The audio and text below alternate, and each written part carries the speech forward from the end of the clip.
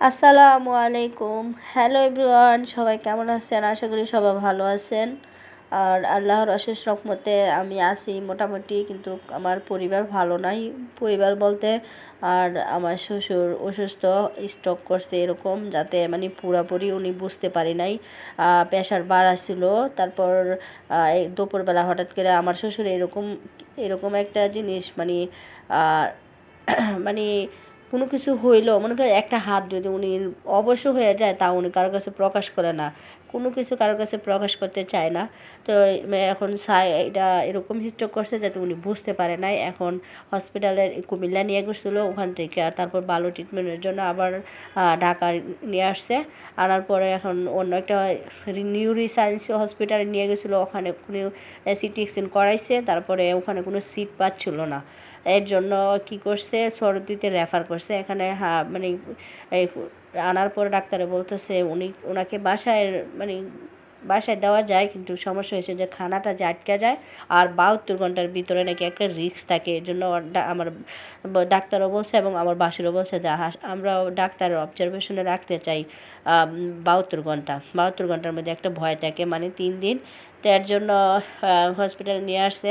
আনার পর আর ডান হাত আর ডান পাওয়াটা 100-তে 10% একটু ঝিনঝিনায়, আর কোনো সমস্যা নেই এমনিতে। আর খাবারটা নিয়ে মেন সমস্যা হচ্ছে খাবারটা খাইতে পারে না, বুকে ব্যথা পায়। তার জন্য কেবিন পাইছিল না। আমরা অলরেডি 12:30টার উপরে বাইরে গেছে হসপিটালে ভর্তির সব কিছু রেডি করাইতে এই জন্য বলতেছে যে আমরা যে 12টার আগে আমরা ভর্তি নেই, কেবিনে দিই সিট বুকিং করে, এর আগে হয় না। তারপরে এই জন্য কষ্ট করে একটা রাইট এখানে ওয়ার্ডে থাকতে হবে, কিছু করার নাই। আর এখানে ছিল আমার দেবর, আমার বাসুর, আমার হাজব্যান্ড, আমি আর জিহাদ আর আমার নন্দের জামাই, এগুলো সবাই ছিলাম আমরা। তারপর বাসায় চলে আসছি। আসার পর এই যে রাস্তায় টমেটো পাইছিলাম। আর এখন আসার টাইমে, কারণ আমি তো সুযোগ পাই না, আবার হসপিটাল আমার শ্বশুর আছে, কখন যাওয়া লাগে আসা লাগে, একটা দেউরের উপরে থাকা লাগবে।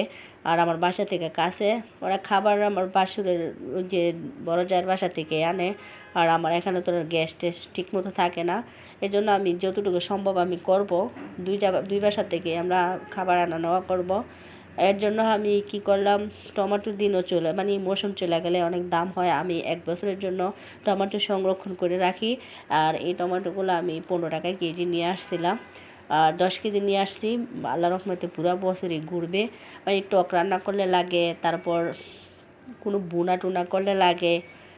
এই জন্য এখন প্রত্যেক বছর আমি এটা কাইটটা ভালো করে ধুইয়া বাচ্চা এই যে এইরকম কাইটটা একটু ভাপ দিয়ে রাখি। তো এই জন্য আমার আম্মারা বলতেছে, আমি যত বছর আজকে আলাদা হওয়ার পর থেকে এরকম 10 কেজি 11 কেজি করে টমেটো রাখি, তো কখনো এইভাবে রাখি নাই। তা আমার আম্মারা বলতেছে যে তুই এইভাবে রাখোস, আমার আব্বাও রাখে, যে এইবার এইভাবে রাখা দেখ, এইভাবে নাকি ওরা অনেক ভালো ফলাফল পায়। সেই জন্য আমি ওদের কথা শুনে আমি এই পদ্ধতিটাই বহন করলাম। এখন ওদিক দা শ্বশুর হসপিটাল, এদিক দা আমার টেনশন, আমার মানে কী করবো, টমেটোর দিনও চলে যাইতেছে। রাখতে এখন যদি না রাখি সময়ে আর পাবো না, দাম হয়ে যাবে। এরকমও হয় 250 টাকা, 100 টাকা, 180 টাকা কেজি টমেটো হয়, তখন এগুলা কাজে লাগাই। আর আমি বেশিরভাগ সময় এই বাসারগুলোই ব্যবহার করি। আর এখন এখানে আমি অনেকগুলা যে পলিথিন করে 11টা না 12টা পোটলা হয়েছে, অল্প অল্প করেই রাখছি। রাখার পর এখন ওর আব্বুরে দিয়ে আমি মঙ্গলবারে ফ্রিজ পরিষ্কার করছি, এর আগের ভিডিওতে আপনারা দেখছেন, এই টমেটো রাখার জন্যই। আর এখানে বাঁধাকপিও রাখছিলাম। এখন আর শুধু বাকি আছে ছোটো আলু। এবার ছোটো আলু রাখতে পারতেছি না, দেখতেছি না। আমার প্রত্যেক বছর এগুলো লাগে।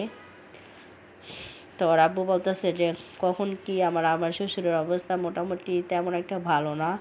তো বলতেছে টমেটোগুলো যেহেতু আনছে এগুলো গুছাই ফেলো। এই জন্য আমি আর আমার একটু ঠান্ডা গলাটা ভার দেখতেছেন, কারণ আমি ও টাইমে গোসল করছি। আমি আসছি 3টা 4টার দিক হসপিটাল থেকে, আইসা কাজ টাজ করে ছেলেরে খাওয়াইয়া তারপরে আমি গোসল করতে গেছি। এই জন্য আমার ঠান্ডা লেগে গেছে। আর আমার টাইম মতন গোসল না করলে আমার ঠান্ডা লেগে যায়। আর যারা আমার এই ভিডিওটা আজকে দেখছেন, একটু সবাই লাইক কমেন্ট শেয়ার করে দিবেন। আর বিশেষ করে আপনাদের কাছে আমার অনুরোধ, আমার শ্বশুরের জন্য আপনারা সবাই দোয়া করবেন। শ্বশুর না থাকলে মানে কি হবে, মানে অনেকটাই খারাপ লাগে, দেশে যাওয়াটা হবে না। মানে হবে না বলতে কি, যে একটা দাম শ্বশুর থাকলে, শ্বশুর শাশুড়ি থাকলে, বাসুর বলো দেবর বলো, কোনো কিছুই না, শ্বশুর শাশুড়ির মতো কোনো কিছুই না।